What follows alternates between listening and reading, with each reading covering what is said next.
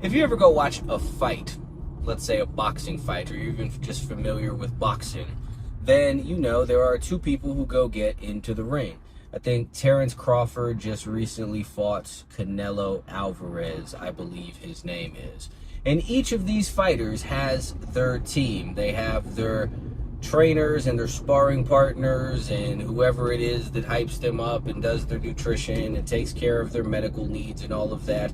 Everything that they need help with to get prepared to being in the ring, and then probably some sort of support while they are there in the ring. You know, the people smooth out their face and spray the little water jugs in their mouth and wipe the blood off their eyes, all of that shit.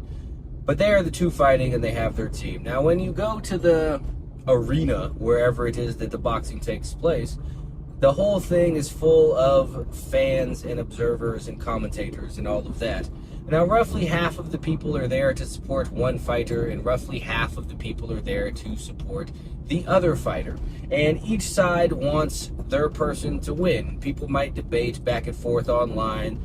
Crawford is going to win, Alvarez is going to win, here's why. The Crawford fans argue with the Alvarez fans. And then it all culminates. They come together on fights night and they watch it happen. Now, everyone is so wrapped up in that. They are so wrapped up in the fight that's going on and the fighters that are there. But nobody takes the time to think, somebody organized this fight.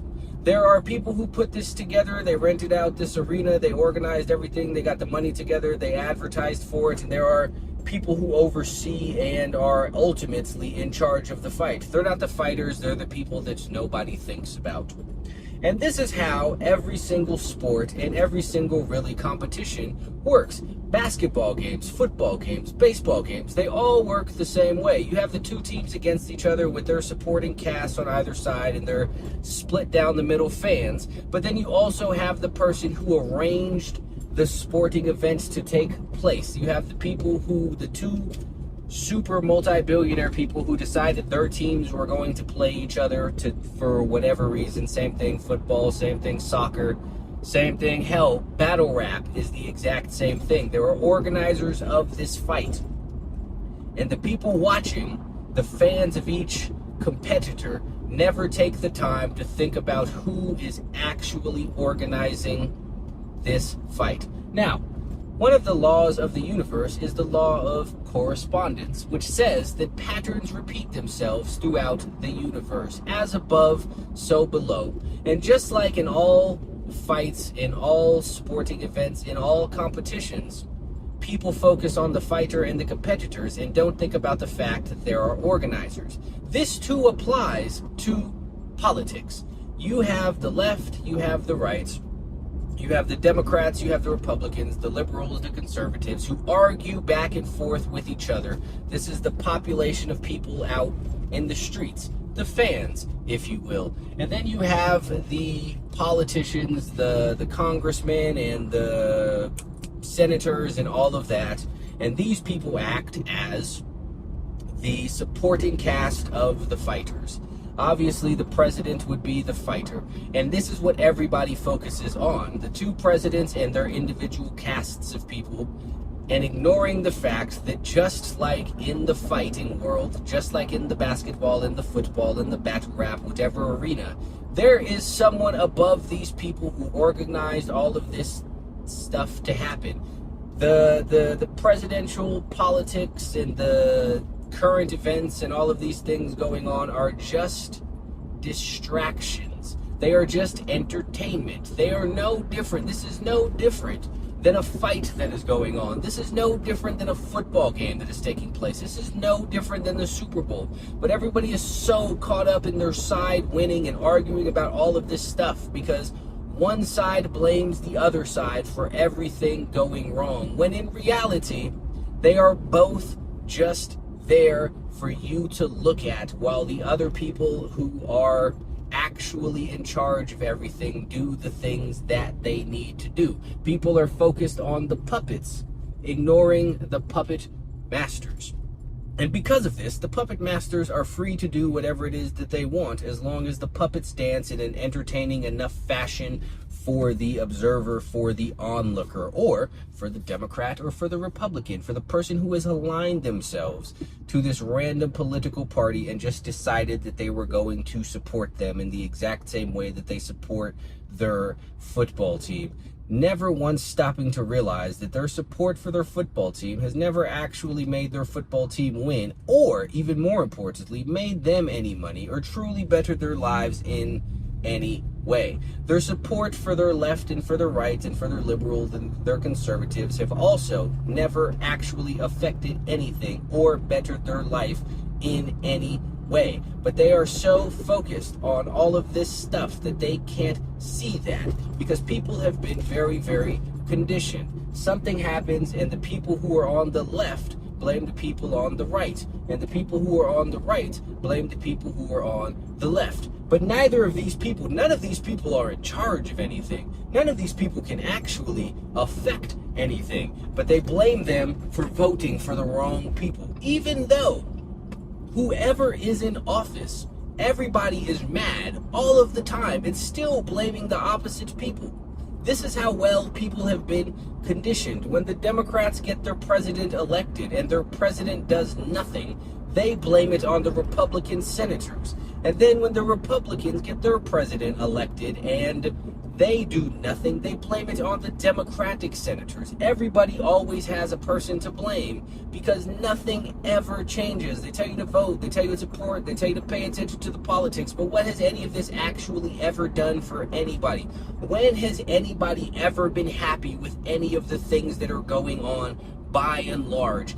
As a whole, everyone has been complaining for forever. The economy has sucked forever. They sit there and they act like this is some new thing or something that's because of this. This shit has been terrible forever. Inflation has sucked since forever. People have been mad since forever. Nothing ever actually changes. And you can go back and other than random little nothing points, nothing topics, you can see no real change has ever actually come about over all of these years of all of these back and forth party switches, because all of it is just theater. It is no different than Terrence Crawford fighting Canelo Alvarez with all of the people sitting there commentating and announcing things and acting like something is happening. And people fall for this every single time. They fall for the distractions, they fall for the plays, they fall for the charades. It is nonsense. And not only that, if you look at the concept of this as a whole, they tell you you have the freedom of choice. You get to choose what it is that you want. In the same way, and you do, in the same way that if you come up to people and you say, you could pick your dessert, would you prefer chocolate or vanilla? The vast majority of the people will pick between the chocolate and vanilla and walk away thinking that they had a choice. But you only have a choice, or you only feel like you have a choice until you say, I want strawberry, I want Rocky Road, I want pistachio, whatever other ice cream flavors it is. You have the choice, you have the power to choose for yourself until you choose something that they are not offering you. And then you will see that you don't have a real choice to begin with. And you will see even more how little of a choice that you have when they offer you chocolate or vanilla and you say that you want something different than ice cream. You want cheesecake, you want cake, you want pie, you want donuts. Then you will see how little of a choice that you truly have. All of this is a lie. All of this is nonsense, and all of this is to make people fight with each other. The left people fight the right people, while the people in charge actually over stuff do whatever it is that they would like. And all of your stuff that you are sitting here, you are rallying for your side does not exist. The other side does not exist. It is all a charade. Nobody stands for anything. Nobody actually believes in anything. And I will prove this. A few years ago, people were getting fired from their jobs and getting their shows taken away or losing record deals or whatever the case may be because they had the audacity to say that there are only two genders. The statement of fact ruined people's lives, and they called this cancel culture. Now, the left called cancel culture accountability. The right called cancel culture some form of fascism and tyranny. Now, fast forward to today, and people are getting fired from their jobs. and losing their shows because they had negative things to say about Charlie Kirk. Now, I will preface this in saying that stating facts and celebrating the death of somebody are two wildly different things. However, the premise of the cancel culture is still the same. And now that people are getting canceled for saying something that people on the right don't like, all of a sudden, cancel culture is accountability. And now that people are losing their jobs over saying something that the people on the left agree with, all of a sudden, cancel culture is fascism.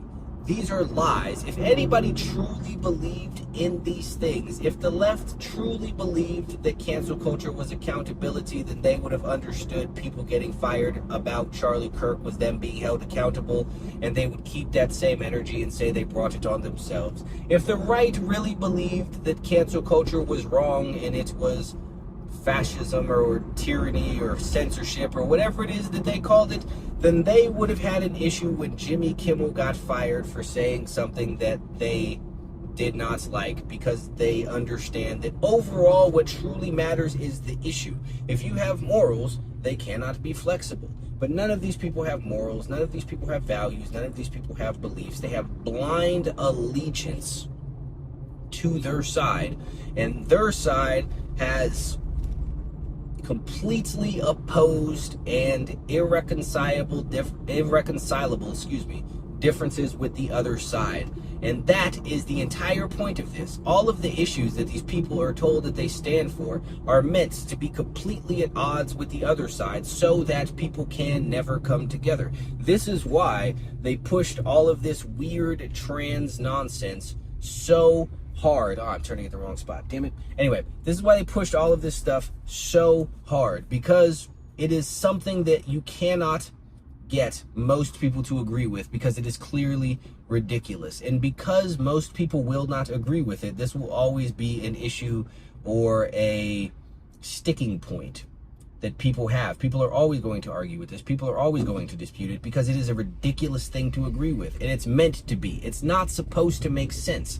It's supposed to be divisive. That's why a lot of these issues that are presented are just completely ridiculous. But they're able to get away with presenting these completely ridiculous issues because they have taken a very long time conditioning their side, their people, that anything other than completely agreeing with what it is that we are saying makes you a bad person. So the ideology cannot even be questioned by the people who believe in it, because they believe, they're by their own belief system. If they question anything that they're told, it makes them a bad person. And their whole entire ideology is centered around being a good person. This is why they're told they believe the things that they do believe, because if they believe these things, they're a good person. If they question it, they're a bad person. So they don't question it because they want to feel like a good person. But consequently, that turns every single person who questions it into automatically a bad person, or a Nazi, as these people like to say, which creates a space where there is no opportunity for debate, nothing for discussion, nothing for any sort of discourse or dialogue. It is just hate and vitriol and anger.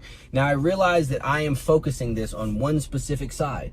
I don't personally believe in either. I don't believe in left and right. I don't believe in Democrat or Republican. I believe it's all illusions. I believe that it is all slave fake. However, what I can see is that one side has been given the much more ridiculous set of beliefs specifically for that reason. Their whole entire ideology is meant to be nothing but divisive shit. All of it's ridiculous. None of it makes any sense.